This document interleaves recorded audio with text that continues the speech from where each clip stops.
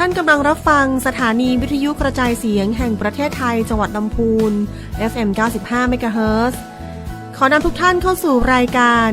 คุยเฟื่องเรื่องเกษตรลำพูน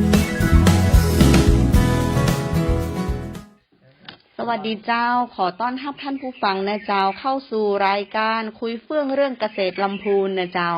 ออกอากาศทางสถานีวิทยุกระจายเสียงแห่งประเทศไทยจังหวัดลำพูน FM 95 เมกะเฮิรตซ์ ทุกวันเสาร์นะเจ้าเวลา 17 ถึง 18 นาฬิกานะเจ้าวันนี้นะเจ้าพบกับทีมงานสำนักงานเกษตรอำเภอแม่ทานะเจ้านำทีมโดยนะเจ้าเกษตรตำบลทาศพเศร้านะเจ้าเดี๋ยวให้เปิ้ลแนะนำตัวเลยนะเจ้าเจ้าสวัสดีเจ้าน้องน้อยนะเจ้านางสาววราพรปันสุรัตน์เจ้าถ้าผิดชอบตำบลทาศพเศร้าเจ้า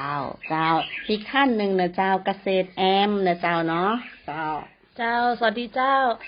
เกษตรแอมนะเจ้านางสาวชนชลิดาศรีญาตินะเจ้ารับผิดชอบตำบลทาไม่รอบเจ้าแหมท่านหนึ่งเจ้าวันนี้มานักมาหลายนะเจ้าสวัสดีเจ้าเกษตรน้องนะเจ้ารับผิดชอบในส่วนของตำบลทาป่าดุกเจ้าและน้องนะเจ้าเกษตรรินนะเจ้าเนาะนางสาวสรินตันเศร้านะเจ้านักวิชาการส่งเสริมการเกษตรเนาะรับผิดชอบตำบลทาทุ่งหลวงนะเจ้าสำหรับวันนี้นะเจ้าเนาะเราจะมาอู้เอิ้นกันนะเจ้าในหัวข้อของงานส่งเสริมการเกษตรในตำบลทาศพเศร้านะเจ้าซึ่งก็จะมีเกษตรหน่อยเนาะเป็นผู้รับผิดชอบเนาะเกษตรตำบลนะเจ้าทาศพเศร้านะเจ้าเดี๋ยวขอเชิญปีน้อยนะเจ้าอู้ถึงรายละเอียดต่างๆนะเจ้าของงานส่งเสริมการเกษตรในพื้นที่ตำบลทาศพเศร้าเจ้าก่อนอื่นเราก็มาทราบถึงข้อมูลพื้นฐานของตำบลทาศพเศร้านะเจ้าว่าตำบลทาศพเศร้าเรามีเขตการปกครองอยู่ที่16หมู่บ้านนะเจ้าเนาะแล้วก็อาชีพส่วนใหญ่ของเกษตรกรก็จะเป็นในส่วนของอาชีพเกษตรกรรมนะเจ้าเนาะก็จะมีการปลูกลำไยเป็นหลักนะเจ้าเนาะแล้วก็จะมีข้าวเป็นพืชรองนะเจ้าแล้วก็ส่วนใหญ่ในส่วนของพื้นที่ตำบลทาศพเศร้าก็จะมีการปลูกข้าวเพื่อการบริโภคเป็นหลักนะเจ้าเนาะแล้วก็เหลือหั่นก็ขายพ่องก็มีนะเจ้าเนาะแล้วก็ในส่วนของลำไยนะเจ้ามีพื้นที่ในการเพาะปลูกอยู่ที่ 11,735 ไร่โดยประมาณนะเจ้าเนาะส่วนข้าวนี่พื้นที่ตำบลทาศพเศร้าก็จะมีพื้นที่ในการปลูกข้าวและขึ้นทะเบียนกับสำนักงานเกษตรอยู่ที่ 2,800 กว่าไร่นะเจ้าเนาะส่วนใหญ่ก็จะเป็นการปลูกข้าวเหนียวนะเจ้าเนาะพันธุ์กข6และก็สันปะตอง1นะเจ้าเนาะแล้วก็ยังมีพื้นที่ที่ปลูกข้าวเจ้ามะลิ105เล็กน้อยนะเจ้าในส่วนของพื้นที่ตำบลทาศพเศร้าเจ้าส่วนใหญ่แล้วตำบลทาศพเศร้านี่พืชหลักก็จะเป็นลำไยกับข้าวเจ้าพี่น้อยแม่นละเจ้าแล้วก็นอกจาก2พืชเนี่ยเฮาในพื้นที่ตำบลทาศพเศร้าเนี่ยมีการปลูกพืชอย่างอื่นเห็นบ่เจ้าตอนนี้ก็จะมีในส่วนของการปลูกพืชหลากหลายเนาะเป็นปลูกพืชที่แบบมีเป็นทางเลือกก็มีนะเจ้าที่ดังๆเนาะเมื่อปีที่แล้วที่ผ่านมาก็จะเป็นในส่วนของการปลูกทุเรียนเจ้ามากขนาดเลยทุเรียนเนี่ยแต่ละคนนี่มากกันทุกคนเนาะมากกว่าเจ้า12ไร่เจ้าน้องลินที่เป็นพืชผลผลิตแล้วนะเจ้าเนาะอยู่ที่พื้นที่มูล1เจ้าตำบลทาศพเศร้านะเจ้าเนาะวันหลังจะพาไปแอลเนอร์เจ้าขอไปซื้อคนนะเจ้าเนาะเพื่อท่านผู้ฟังเนาะติดฟังอยู่นะเจ้าสนใจเนี่ยติดต่อเข้ามาได้ก็เจ้าได้เจ้าเนาะเจ้าซึ่งชื่อสวนทุเรียนอย่างเจ้าสวนทุเรียนม่อนแม่ทานะเจ้าเนาะอยู่บางไก่จากสำนักงานเกษตรนะเจ้าเจ้าน่าสนใจท่านผู้ฟังก็สามารถที่จะมาติดต่อในส่วนของเกษตรตำบลหรือว่าติดต่อในส่วนของสำนักงานเกษตรได้เนาะเพื่อจะมาดูงานมาแอลในส่วนของทุเรียนนะเจ้าถือว่าเป็นพืชบัจจัยพื้นถิ่นของเขาเนาะเป็นพืชที่อื่นนะเจ้าแต่ก็สามารถปลูกได้ในพื้นที่อำเภอแม่ทานะเจ้าตำบลทาศพเศร้าเนาะ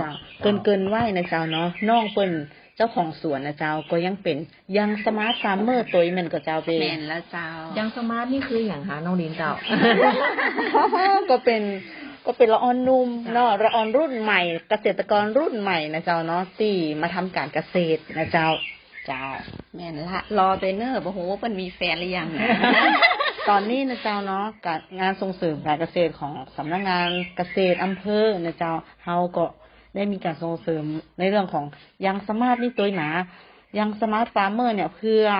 เนาะยังสมาร์ทฟาร์มเมอร์ที่อยู่ในอำเภอเมทาก็ดีนะเจ้า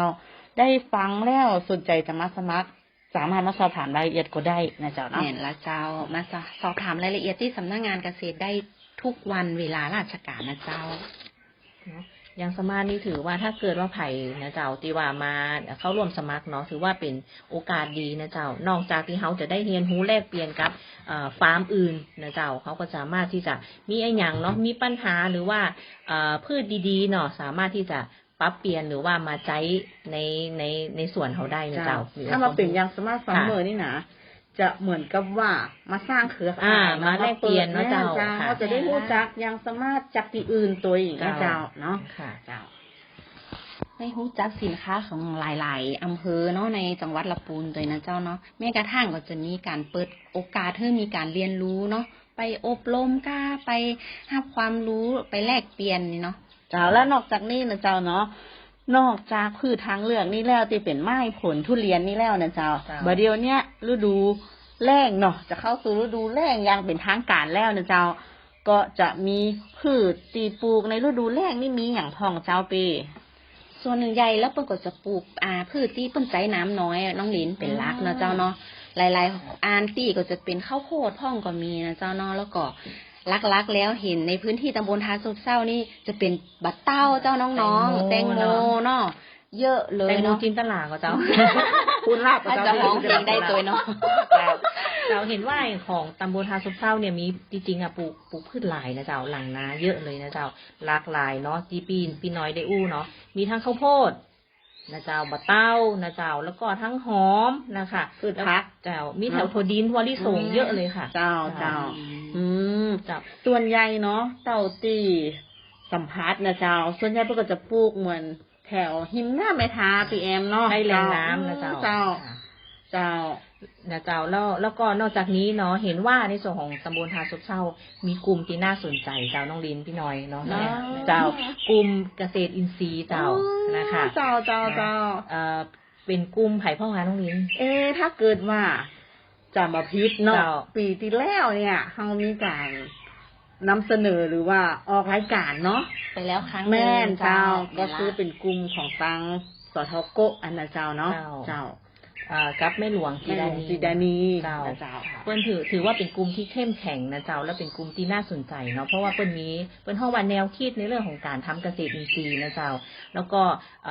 ในส่วนของกลุ่มของแม่หลวงนี้นะเจ้าเปิ้นก็ยังเป็นแบบเหมือนศูนย์ต้นแบบเนาะในเรื่องของการเรียนรู้ในเรื่องของการทำเกษตรอินทรีย์ด้วยนะเจ้า เจ้า แต่ว่าวันนี้เราได้รับเกียรติเนาะจากเห็นกลุ่มหนึง เจ้า ที่อยู่กับเราแล้วก็อยู่กับกรมส่งเสริมเรามายาวนานมากๆเลยค่ะ จ้ะ กลุ่มอย่างค่ะวันนี้ได้รับเกียรติจากหนุ่มรอ 3 ท่าน เจ้าค่ะ จะมาเป็นพูดท้องว่าใดดีแขกรับเชิญ แขกรับเชิญ เนาะ ใช่ จะได้อู้จ่ากันในช่วงต่อๆไปอะค่ะ ก็ใช่เนาะนะคะน้องแอมเนาะเพราะว่านอกจากในส่วนของกลุ่มเกษตรอินทรีย์กลุ่มอย่างมื้อนี้นะเจ้าก็จะมีกลุ่มที่ว่าในส่วนของสำนักงานเกษตรนะเจ้าในส่วนของพี่น้อยเนาะเพิ่นได้ลงมาส่งเสริมนะเจ้าเขาอาจจะมาอู้เอ่ยกันในส่วนของภาคที่2เนาะจะได้นำท่านผู้ฟังมารู้จักกับในส่วนของงานส่งเสริมของเราตัวนี้นะเจ้า ประเด็นนี้จะเกรินไว้ก่อนเนาะว่าเป็นกลุ่มมาอย่างฮะบอกได้กับเจ้า บอกได้จ้าน้องลินเนาะ กลุ่มอย่างเจ้าก ลุ่มศูนย์จัดการดินปุ๋ยชุมชนตำบลทาซบเศร้านะเจ้า เป็นหนึ่งเดียวในอำเภอเมทาเลยนะนี่นะเนาะเจ้า มีเครือข่ายเตเนอร์ถ้าท่านผู้ฟังท่านใดนะเจ้าอยู่ในอำเภอแม่ทาสนใจที่จะเป็นเครือข่ายของศูนย์นี้ก็สามารถติดต่อที่สำนักงานได้เช่นกันนะเจ้า เจ้าก่อนตีจะไปลงถึงรายละเอียดเนาะว่าศูนย์จัดการดินปุ๋ยชุมชนของตำบลทาซบเศร้าเนี่ยเจ้ามีวัตถุประสงค์ในการก่อตั้งยังได้ท่องเนาะแล้วก็สามารถจากการดำเนินงานเป็นอย่างใดเนาะมีประโยชน์กับเกษตรกรพี่น้องเกษตรกรบ้านเฮาอย่างใดนะเจ้ากำเดียวนะเจ้าเนาะเฮามาลงถึงรายละเอียดกันนะเจ้าในช่วงที่2เนาะ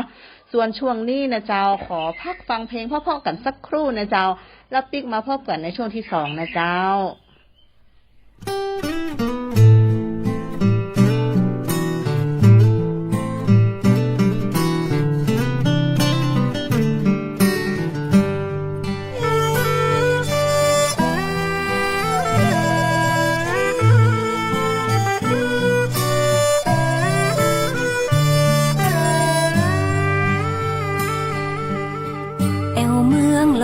ญอิ่มบุญอุ่นฮัก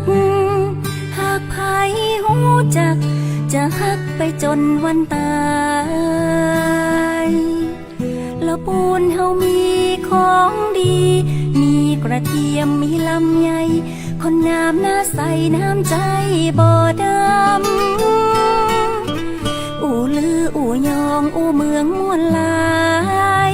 เรื่องการแต่งกายเฮาก็ใส่ผ้าเมืองภูมิใจแต่นา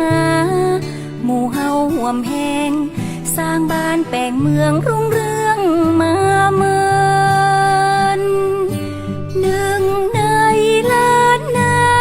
คือประเพณีส่งน้ำเจดีย์สิริพุนชัยงานแห่แค่หลวงงดงามยิ่งใหญ่ตานสลากย้อมคือการร่วมใจทำบุญครั้งใดบ่เต้างานนี้อูไปบ่เสี่ยงเมื่อมาเมืองละปูนพี่น้องกู้คน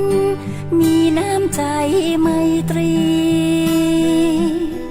บ้านที่แม่ทาบ้านห้องป่าสางบ้านเวียงเมืองลีทุ่งว่าจ้างคนดีน้ำใจงดงาม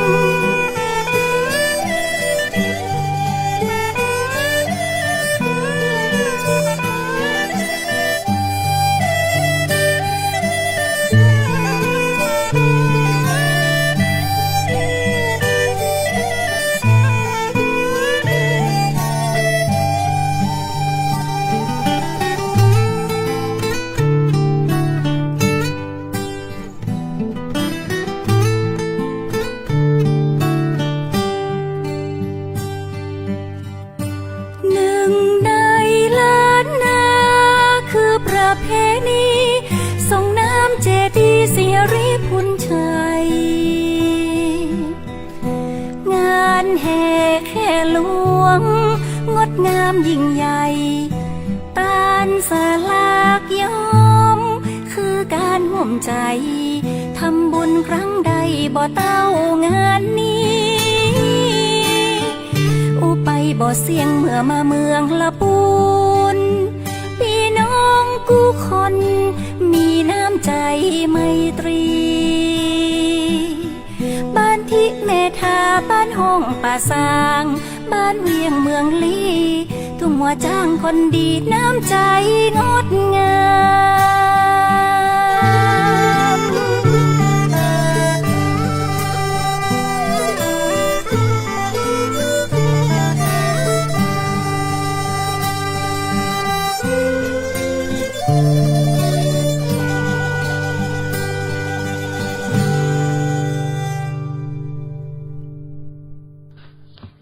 เฮาก็มาพบกันในช่วงที่2นะเจ้า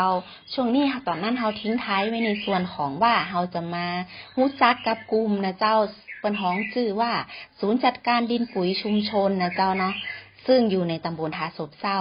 เป็นศูนย์เดียวที่ยังมีในอันเหนือเปิ้นฮ้องว่าการจัดตั้งที่อยู่ในอำเภอแม่ทานะเจ้าเนาะซึ่งวันนี้นะเจ้าเฮาก็มีประธานศูนย์นะเจ้ามานั่งอู้เอ่ยเป็นแขกนะเจ้ารับเชิญกับหมู่เฮานะเจ้าเนาะกับคณะกรรมการของศูนย์แห่งหนึ่งท่านนะเจ้าเนาะเดี๋ยวเฮามารู้จักกับเปิ้นสักเล็กน้อยนะเจ้าว่าเปิ้นมีชื่อเสียงเรียงนามว่าอย่างใดพ่องนะเจ้าเนาะขอให้เปิ้นแนะนำตัวกันนะเจ้าเจ้าท่านแรกนะเจ้าเนาะเป็นประธานศูนย์สดปช.ตำบลทาศพเศร้าแห่งกั๊มนึงนะเจ้าสดปช.ย่อมาจากอย่างก็เจ้าลุงครับสดปช.ย่อมาจากศูนย์จัดการดินปุ๋ยชุมชนตำบลทาศพเศร้าครับอ๋อท่านประธานมีชื่อเสียงแรงน้ำว่าจะได้ฮะครับสวัสดีครับผมที่จรัญเจริญการครับเป็นประธานศูนย์ครับเจ้าแฮมท่านนึงนะเจ้าเนาะก็เป็นกรรมการคนนึงนะเจ้าเนาะที่อยู่ในศูนย์จัดการดินปุ๋ยชุมชนของเฮานะเจ้าขอเชิญลุงแนะนำตัวเลยนะเจ้าผมนายตีบรรณศักดิ์เป็นคณะกรรมการปุ๋ยชุมชนทาศพเศร้าครับเจ้าก็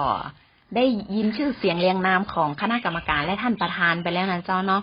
ก็ศูนย์จัดการดินปุ๋ยชุมชนมีวัตถุประสงค์อะไรอย่างเจ้าในการก่อตั้งของเฮาเจ้าลุง ครับเป็นการเรียนรู้ด้านการจัดการดินและปุ๋ย ที่ถูกต้องของชุมชนครับ เจ้า ต้องขยายผลในการใช้ปุ๋ยเพื่อลดต้นทุนการผลิต เจ้าแล้วก็บัดเดียวเนี่ยตั้งศูนย์เนี่ย มีบทบาทหน้าที่อย่างใดบ้างนะเจ้าลุง ก็อันดับแรกก็ได้ให้บริการตรวจดินและเป็นแหล่งเรียนรู้ด้านดินและปุ๋ย โดยมีกิจกรรมหลักๆมีเครือบอลเหนือแดง มีการทำปุ๋ยหมักเพื่อลดต้นทุนการผลิตและมีกิจกรรมการเลี้ยงไส้เดือนดินจุลินทรีย์สังเคราะห์แสงและชีริก้า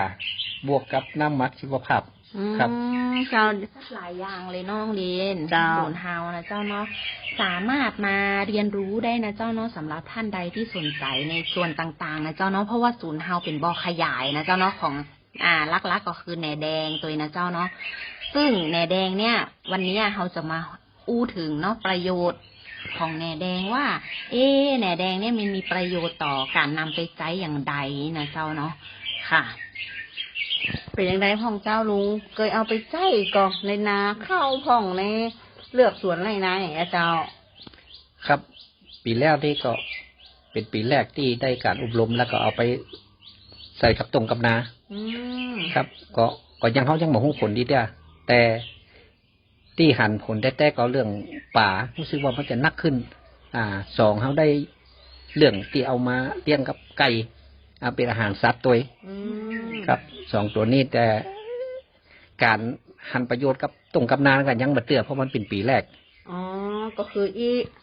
ลักษณะของอันนี้ลองอู้น่ะเนี่ยว่าเดี๋ยวถ้านั่นลุงเพิ่มเติมข้อมูลได้นะเจ้าจะเป็นการเหมือนว่า ปีที่แล้วเนี่ยลุงปลูกนาเนาะแล้วน้ำในนาเข้าพอน้ำในนาเข้ามีระดับหนึ่งละลุงก็เอาแหน่แดงเนี่ยไปปล่อยนะเจ้าแล้วพอทีนี้บัดเดียวเนี่ยตีลุงยังว่ามาหันผลก็เพราะว่าแหน่แดงอ่ะมันกำลังทำงานของมันอยู่ในดินอย่างนี้อยู่ปีเนี้ยน่าจะหู้ผลเนาะลุงเนาะเพราะว่าปีเนี้ยเขาจะปลูกข้าวแหมรอบนึงนะเจ้ามันจะลดปุ๋ยได้เต้าฮื้ออย่างเงี้ยเดี๋ยวฝากลุงเป็นการบ้านตัวเองอันนี้น้องเข้าใจถูกกับเจ้าลุงครับเท่าที่ได้อบรมมาเปิ้นก็บอกว่าต้องทำให้มันข้ามปีก่อนมันถึงจะเป็นประโยชน์แล้วหนูเห็นที่เป็นว่าภาควิชาการก็บอกว่าถ้าเอาไหนแดงใส่ในนาข้าวเลยค่ะมันจะช่วยในเรื่องของคุมหญ้าได้ดีมันลุงพอจะเห็นการเปรียบเทียบค่ะว่ามันคุมหญ้าได้ดีช่วยได้ค่ะหญ้าในนาข้าวจะที่เป็นว่าเอาไหนแดงลงไปในแปลงข้าวจะครับอันนั้นก็หั่นอยู่ครับเพราะว่าเนื้อแดงมันแผ่มันทำให้มันคุมหน้าน้ำไปเลยทำให้หญ้าทั้งลุ่มมันมาให้ขึ้นครับมีส่วนครับตัวนี้มีส่วนครับคือว่ายิงนกนัดเดียวมันจะได้นก2 ตัวนะได้นกเป็นปุ๊ก เนาะบอกว่าจะเป็นทั้งคุมหญ้ามาฮื้อหญ้าแผ่เนาะ2ก็เรียกแขกดีๆตัวหนาก็คือหมูอย่างก็ป่าในนาป่าอย่างมันเนี่ยก็มาเนาะมากินมาเล็มกินไอ้มูแหน่แดงเนาะแล้วกินชั้นดีเลยนะน้องลินเนาะแฮมาปอแหน่แดงก็ยังไปเป็นปุ๋ยตีนาพื้นนาตะพานตุยนะเจ้าเนาะที่ลืมไปทำอย่างที่บอกตะกี้นะว่ายังเอาไปเลี้ยงไก่ได้อยู่นะมาผสมอาหารเลี้ยงไก่เป็นไก่เนื้อนี่นะครับเอาคือสดหรือว่าอย่างใดเจ้าลุงเอามาผสมกับอาหารให้เจ้าก็ลดต้นทุนไปถึงจัดนักเจ้าแล้ววิธีกินลำอยู่นะเจ้าครับตุยจ้ะแต่มันแบบปอยาวท่านเนาะประมาณสักติดไปในความหนาแน่นของมันจะเบาบางนะผมพูดอย่างมันจะอายุมันจะสั้นหรือเปล่าหรือว่ามันจะตายไปโดยธรรมชาติของมันก็ยังไม่รู้นะครับ อันนี้อู้ถึงแหน่แดงเนาะว่ามันจะมีการลดจำนวนลงเนาะมันก็อาจจะเหมือนกับว่ามันแก่ตัวแก่อายุไปเนาะเพราะมันก็ต้องมีอายุของเปิ้นอยู่แล้วเนาะในการนี้นะเจ้าเนาะแต่ในส่วนของการนำไปใช้เขาก็มีเครือข่ายแบบเฉพาะ ลุงจรัญอย่างเดียวเนาะเพราะเฮาก็มีสมาชิกหลายๆท่านของศูนย์จัดการดินปุ๋ยชุมชนที่นำไปขยายในการเลี้ยงเนาะต่อไปนะเจ้าเนาะก็คือในส่วนของได้เห็นหลายๆตี้นะเจ้าของตำบลทาสดเศร้าที่สมาชิกเปิ้นเอาไปเลี้ยงจิ้งหรีดอีว่ะลุงจรัญก็เปิ้นมาขอที่สำนักงานเนาะอันนี้ในส่วนของสำนักงานก็มีบอขยายเหมือนกันนะเจ้าเนาะท่านผู้ฟังทั้งหลายนะเจ้าเนาะหากสนใจก็ขอให้บริการได้บัดเดี๋ยวนี้จุดเพื่อบริการในส่วนของแหนแดงนะเจ้าเนาะก็ขอเพิ่มเติมก็คือว่ามี1ที่สำนักงานเกษตรอำเภอแม่ทานะเจ้า1จุดนะเจ้าเนาะแล้วก็จุดที่2ก็ศูนย์จัดการดินปุ๋ยชุมชนตำบลทาศกเศร้าตั้งอยู่ที่หมู่8นะเจ้าเนาะของบ้านลุงตีนะเจ้าบรรณศักดิ์นะเจ้าเนาะคณะกรรมการของศูนย์นะเจ้าเนาะแล้วก็ในส่วนที่3ก็จะเป็นในส่วนของสปก.นะเจ้าน้องลินสปก.นี่ก็จะอยู่ตำบลทากาศนะเจ้าของท่านนายกดำรงเนาะทีนากาศนะเจ้าเนาะก็สามารถนะเจ้าเนาะให้บริการได้จุดต่างๆที่ใกล้บ้านท่านนะเจ้าเนาะหรืออำเภออื่นเนาะที่ได้ยินได้ฟังนะเจ้านะสนใจอยากเอาไปแพร่ขยายในพื้นที่ของท่านซึ่งประโยชน์ของแหนแดงนะเจ้าก็มีมากมายนะเจ้าเนาะในส่วนของการนำไปใช้นะเจ้าเนาะข้อแรกนะเจ้าเนาะก็จะเป็นในส่วนของการทดแทนหรือการลดการใช้สารเคมีนั้นหรือปุ๋ยเคมีของไนโตรเจนเจ้าเพราะว่าแหนแดงเนี่ยมันจะเป็นการอย่างก็เป็นห้องเป็นปุ๋ยไนโตรเจนเนาะช่วยให้อย่างเป็นห้องว่าพืชมีสีเขียวเนาะใบเขียวใบอุดมไปด้วยเป็นห้องว่าอย่างความสมบูรณ์นี่เนาะแล้วก็จะมีในส่วนของการเพิ่มอินทรีย์วัตถุให้แก่ดินนะเจ้าเนาะเป็นปุ๋ยอินทรีย์ปัจจัยว่าเฉพาะข้าวอย่างเดียวนะเจ้าน้องลินก็จะเป็นสำหรับพืชพักไม่ผลได้หมดนะเจ้าเนาะปุ๋ยแหนแดงนะเจ้าเนาะแล้วก็ช่วยเพิ่มประสิทธิภาพในการใช้ปุ๋ยเคมีให้นักขึ้นนะเจ้าเนาะก็คือมีการนำไปใช้เลี้ยงต้นพืชได้ดีเวลาเขาใช้ควบคู่กับปุ๋ยเคมีนะเจ้าเนาะแล้วก็เป็นแหล่งโปรตีนอย่างที่ลุงจรัญกล่าวอ้างก็คือว่าจะเป็นในส่วนของเอาไปเลี้ยงสัตว์ต่างๆได้จะเป็นเป็ดไก่หรือปลา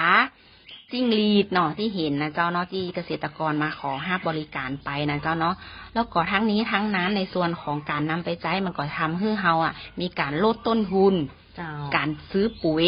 เนาะได้นักขนาดแม่นก็ลุงจรัญเนาะเจ้าวิธีการเลี้ยงยากกว่าเจ้าลุงตีเดี๋ยวถามลุงตีก่อนเพราะว่าบอกโฆษณาก่อนเนอะว่าบ้านลุงตีนี่น่ะจุดเรียนรู้ที่สดปชของตำบลทาสกเศร้าที่ตั้งอยู่ที่บ้านลุงตีนี่นะเจ้าเนาะได้เอาไปเพ่อำเภออื่น2-3 รอบแล้วนะบอกว่าจะเป็นบ้านโฮงกาอย่างกายนะเจ้าเนาะป้าซางก็มาขอนะวันท่านตรงหัวจ้างพี่น้องเปิ้นโทรมาเนาะว่าแม่ท้ามีกอแหนแดงขอสักน้อยเหรอเดี๋ยวเกษตรกรที่ตรงหัวจ้างเพิ่นจะมาเอาเจ้าเนาะเฮาก็ยินดีนะเจ้าเนาะแล้วก็พร้อมที่จะถ่ายทอดองค์ความรู้ให้ตัวนะเจ้าลุงตีเนี่ยเป็นจุดที่โหแหน่แดงงามขนาดเลยอะเนาะมาไม่ได้ก็ปุ๊สุนมูลตลอด เดี๋ยวขอเจ้าลุงตีเนาะได้ถึงเคล็ดลับนะเจ้าลุงตีก็พยายามศึกษาหาข้อมูลเนาะทดลองนะเจ้าจะแย่ยังไงให้มันปู้ให้มันงามนะเจ้าขอลุงตี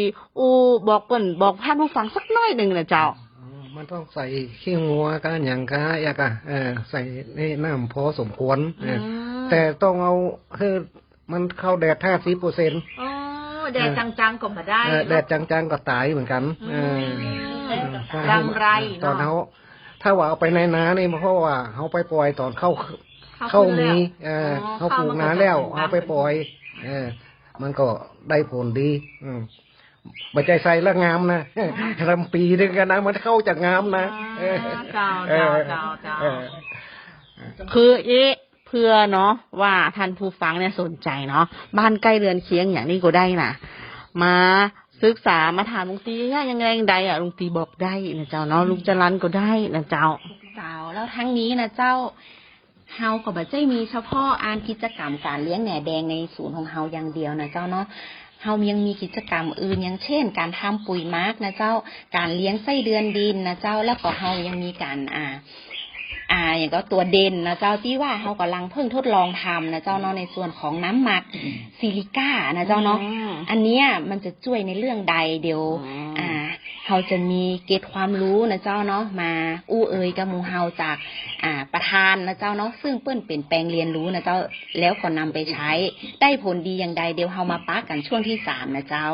ช่วงนี้ก็ขอพักฟังเพลงกันสักครู่นะเจ้า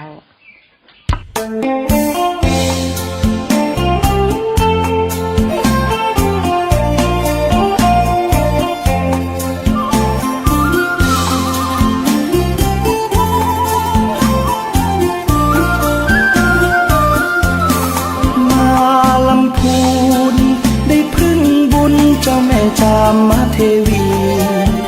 กราบองค์ทรงน้ำเจดีย์พึ่งบารมีท่านศรีวิชัยครูบา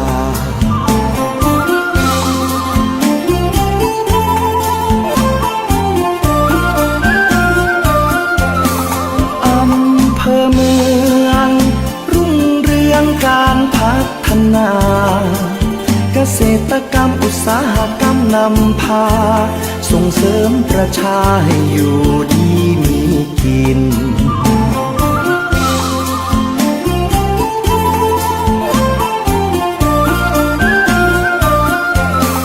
ชมป่าสา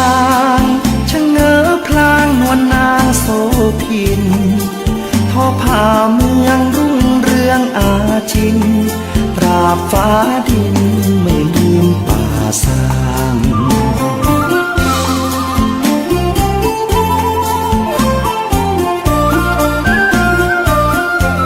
บ้านโฮงเจริญเพลิดเพลินแมกไม้ริมทาง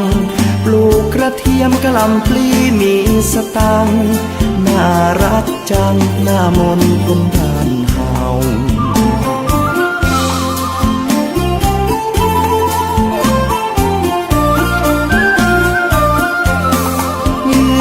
ถิ่นลีเขียวขจีท้องนาป่าเขาล่องแก่งก็ได้ยอกล้อสองเรากลางลำเนาชมธรรมชาติงาม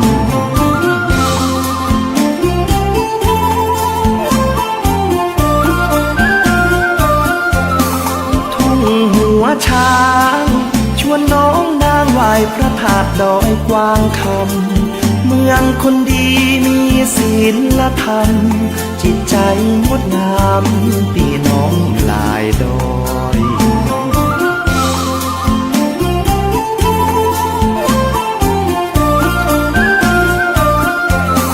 ถิ่นแม่ทาชาวประชาฝีมือเลิศลอยหัตถกรรมงดงามบ่น้อยเรื่องสามปอยบนดอยขุนตาล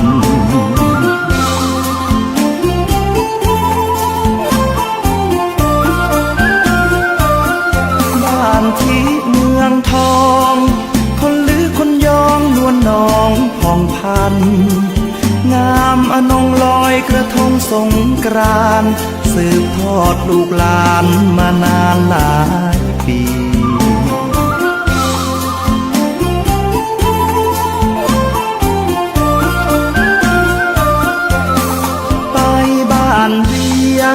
ได้ร่วมเรียงเที่ยวงานประเพณีร่วมขบวนแห่ไม้กำสรีน้องล่องคนใจดีเขามีเมตตา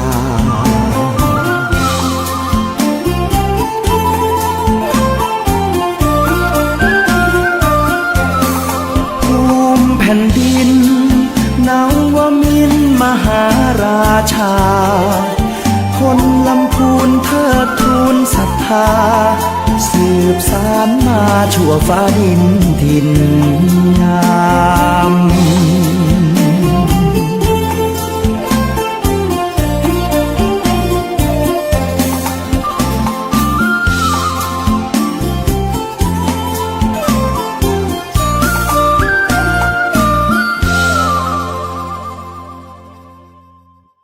เจ้ากลับมาพบกันตอนนะเจ้าในช่วงที่3นะเจ้า ช่วงนี้นะเจ้าเฮาก็จะมาลงลึกถึงรายละเอียดเนาะว่ากิจกรรมที่เฮาทำในศูนย์จัดการดินปุ๋ยชุมชนหรือว่าศูนย์สดปชของตำบลทาซบเซาของเฮาเนี่ยนะเจ้า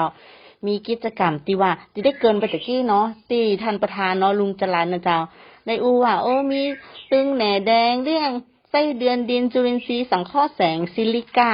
น้ำหมักชีวภาพเดี๋ยวเฮามาลงลึกถึงว่าซิลิก้านั่นน่ะมันเป็นอันหยังเอามาใจอย่างจะใดนะเจ้าสำหรับช่วงนี้นะเจ้าเนาะเฮามีสมาชิกนะเจ้าคณะกรรมการแห่งหนึ่งท่านนะเจ้าของศูนย์สดปชตำบลทาซบเซาของเฮาเนาะมาร่วมกันเจ้าชื่อเล่นนะเจ้าชื่อว่าลุงนุยเนอะเจ้าเดี๋ยวขอลุงนุยแนะนำตัวสักกั๊มนะเจ้าครับสวัสดีครับผมลุงนุยนายอย่างลุงนายวิเชียรกำแห่งสกุลครับช่วงที่ผมจะนี่ก็คือที่ผมได้ใจอยู่ปัจจุบันนะครับผมทำไปเรื่อยๆก็ใจไปเรื่อยๆครับเป็นปุ๋ยมักแบบบากับกล่องครับเดี๋ยวนี้ที่บ้านลุงนุยมีสักคันสักกล่อง2 กล่องมีครับมีสามารถมีอาหารตลอดเพราะผมทำชุดปีชุดแรกครับทำไปตัวใจไปตัวลุงนุยขายกระสอบละกี่บาท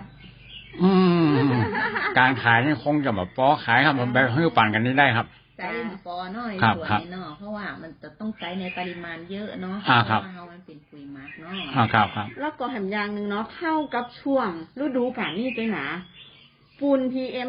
2.5นะเจ้าเนาะลุงนุยมันเผาแม่นเจ้าครับมันการสู่ฤดูแรกนี่มันก็ใบไม้ใบตองมันก็หล่นเบอเนาะก็เลยขนมาก็เอามากองสุ่มเขาเอามาทำปุ๋ยมักครับส่วนประกอบของปุ๋ยมักที่มันขาดไม่ได้เลยก็คือไอ้เปลือกข้าวครับแกบแกครับแกบแกเพราะบ้านผมนี่มันเป็นทะเลทรายครับทะเลทรายครับมันเป็นการปราบทรายไม่ได้ตัวทางคนดินโป่งดินลงครับคือส่วนใหญ่โซนตั้งบ้านลุงหนุ่ยนี่นะรวมถึงบ้านน้องนี่นะส่วนใหญ่เป็นดินมุกดินทรายล้วนครับดินทรายอันนี้แสดงถึงการปรับปรุงบำรุงดินของลุงหนุ่ยเลยเนาะครับผม ข้าวงามเนาะปีนี้น้องเลยข้าวดีอยู่ครับข้าวดีอยู่ถ้าบ้านที่สวนก็ปลูกพักบ่ทั่วงมะเขือมันนี่ครับมันก็พอดีอยู่หลายอย่างน้องถ้ามาใส่ปุ๋ยมักนี่มันเป็นดินมันจะแน่นมันจะตายครับมันตึ้มหลอดที่ลุงนุยว่าส่วนประกอบลุงนุยเอาพวกใบไม้อย่างนะเจ้ามากรองแล้วทำปุ๋ยมักเนาะแล้วก็ขาดมาได้ยางก็คือแกบแกครับเจ้าเอาปราบทรายโดยเฉพาะครับค่ะแล้วมันมีส่วนอย่างก็ประกอบอย่างอื่นเห็นกับเจ้าขี้งัวครับงัวที่3เนาะปุ๋ยคอกนะครับปุ๋ยคอกขี้งัวขี้ไก่ครับค่ะแล้วก็ลักเอาปุ๋ยเคมีแพทย์ให้หน่อยเพิ่มปุ๋ยท่าอาหารเนาะปุ๋ยทุกปุ๋ยครับมันเป็นการย่อยสลายเนาะช่วยเจ้าช่วยเพิ่มอัตราการย่อยสลายครับคือว่าเป็นสูตรเด็ดแพทย์ไปเราเหมือนพริกไทยเนี่ยเขากินอย่างก็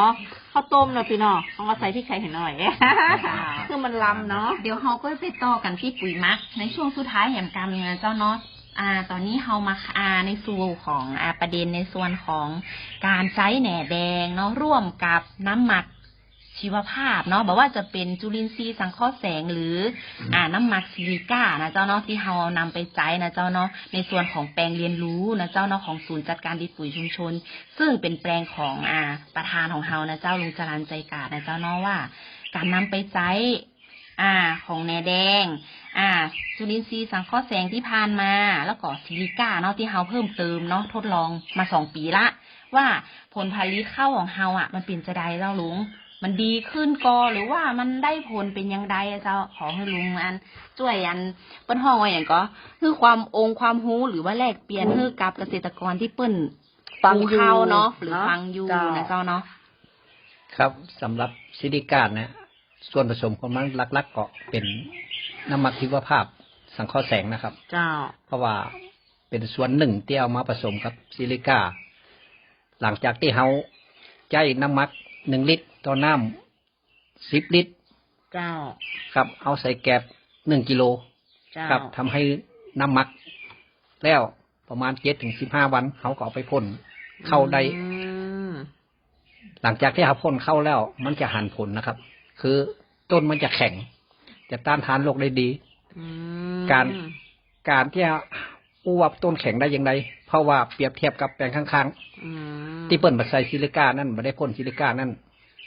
เปิ้นจะเต้าก่อนแต่ที่ของผมเนี่ยก็หกเหมือนกัน แต่บัดเต้าครับเต้าน้อยถึงเต้ากับเต้าน้อยๆแต่เม็ดมันก็ดี คืองวงมันจะเม็ดมันบ่ค่อยรีบนักครับอันนี้คือผลดีของการใช้ซิลิก้าน้ำหนักดีเนาะลุงเนาะปีนี้รู้สึกว่าน้ำหนักดีนะครับเอาไปจั่งพอแล้วที่ไปขายที่ผ่านมาหลายคนชมว่าน้ำหนักมันดีก็คงจะมีส่วนนะครับซิลิก้าเม็ดเต็งเม็ดเต็มเนาะแล้วก็ทำให้ต้นบ่ล่มง่ายเนาะตีเต้านี่คืออย่างก็ลุงเต้านี่คือล่มนั่นแหละภาษาไทยนั่นเนาะเนาะภาษาเมืองเนาะมันงามนึกว่ามันงามล้ำเนาะแล้วมันเต้าไอ้เนาะมันงามเหมือนกันนะเทียบแล้วงามสูงท่วมหัวเหมือนกันนะแต่หางเปิ้นล่มก่อนอันนี้คิดว่าซิลิก้ามีส่วนนักเจ้านั่นแสดงว่าตีลุงจรันอู้ซิลิก้านั่นก็หมายถึงว่าเอาส่วนผสม2อย่างมารวมกันเจ้าเจ้าก็คือมีรำละเอียดเจ้าเจ้าลำละเอียดบวกกับจุลินทรีย์สังเคราะห์แสงค่ะแล้วมักไว้กี่วันเจ้า7 ถึง 14 วันประมาณแล้วหลังจากนั้นก็เอาไปใช้ในการพ่นข้าวนะเจ้าพ่นระยะใดเจ้าลุงเริ่มต้นจากตั้งก่อไปเลยสร้างก่อไปเลยแต่ก่อไปเลยครับเพิ่นว่า7 ถึง 10 วันผลจะดีที่สุดเลยแต่อย่างเฮามันก็ยังว่านะบางทีก็15 วันบ้างภารกิจเยอะเจ้าก็ในส่วนนี้นะเจ้าที่อู้เอ่ยว่าได้เข้าเม็ดคือน้ำหนักดีนะเจ้าเนาะในส่วนของการใช้ประโยชน์จากซิลิก้านะเจ้าที่หันผลแน่ๆนะเจ้าเนาะทั้งนี้นะเจ้าในส่วนของแปลงเรียนรู้นี้ไม่ใช่เพียงเป็นข้าวที่บริโภคในพื้นที่อย่างเดียวนะเจ้าแปลงหลักๆของ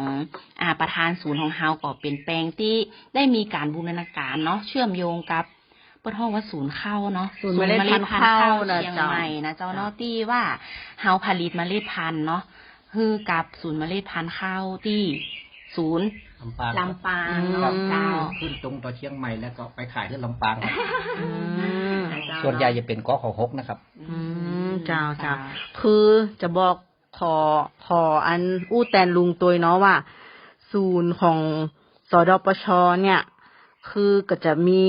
การส่งเสริมร่วมกับเนาะศูนย์เป็นแถมศูนย์หนึ่งก็คือเป็นศูนย์เมล็ดพันธุ์ข้าวชุมชนตัวแม่งกระเจ้าศูนย์ข้าวชุมชนตัวเนาะศูนย์เพราะว่าศูนย์ข้าวชุมชนเนาะได้รับการส่งเสริมของศูนย์เมล็ดพันธุ์ข้าวเชียงใหม่ตัวนะเจ้าคือลุงก็จะอยู่สายอย่างเอี้ยเจ้าปีเนาะแล้วก็ได้ผ่านการอบรมได้อย่างห่วมกับการ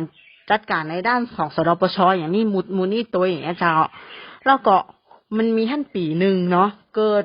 การระบาดของโรคไม่เข้าเนาะที่ท้าทุ่งหลวงนะเจ้าแล้วก็ยังปีที่แล้วเนี่ยเกิดการระบาดของเพลี้ยนะเจ้าลุงเนี่ยบอกได้เลยลุงเป็นท่านหนึ่งตีน้องก็ถึงเป็นลำดับต้นเวลาเกิดการระบาดของโรคและแมลงในนาข้าวนี่นะลุงจรัญเนี่ยก็จะเป็นคนช่วยซัพพอร์ตบอกว่าจะแนะนำคือลุงจรัญเนี่ยจะเป็นคนผู้มีประสบการณ์ในการปลูกข้าวในสูงจะผ่านมาหมดละแล้วก็องค์ความรู้ใหม่ๆอย่างเงี้ยตีได้รับการสนับสนุนถ่ายทอดอย่างเงี้ยก็คือมีนะเจ้าเนาะแม่นเจ้านวัตกรรมเนาะเกี่ยวกับการตัดที่ว่าอย่างก็ตัดเข้าเจ้าตอนท่านเข้ามันเป็นโรคแบบหุ้นไปเลยเนาะก็คือลุงก็แนะนำว่าลองตัดดูอย่างเงี้ยเจ้าแต่ขอให้ลุงแนะนำสักน้อยหนึ่งว่าจะห้ามตัดช่วงไหนหรือว่าตัดตำอย่างหมอกใดไรอย่างต้องตัดอย่างนี้เจ้าครับสำหรับโรคใบไหม้ของเข้านะช่วงแรกๆช่วงตั้งก่อนะแต่ก่อนนะครับมันจะมีโรคใบไหม้นั่นก็ทำให้เข้ามันหุ้นลงจะตายก็มาตัดที่ตายครับผมก็เลยแนะนำให้ตัดนี่ประมาณ5 เซนประมาณนะครับประมาณ5 เซนบ่เกิน5 เซนมันจะปรุงออกมาใหม่ประมาณ2 คืนนี่มันจะประมาณ2 เซนละมาตำ2 เซนขึ้นทำให้โรคนั้นมันจะหายไปเลยครับ กันถึงเวลามาเขาก็จะพ่นยาก็ได้บ่พ่นก็ได้ คือตัดให้เหลือต่อประมาณ5 เซน ครับ นะลุงเนาะแล้วก็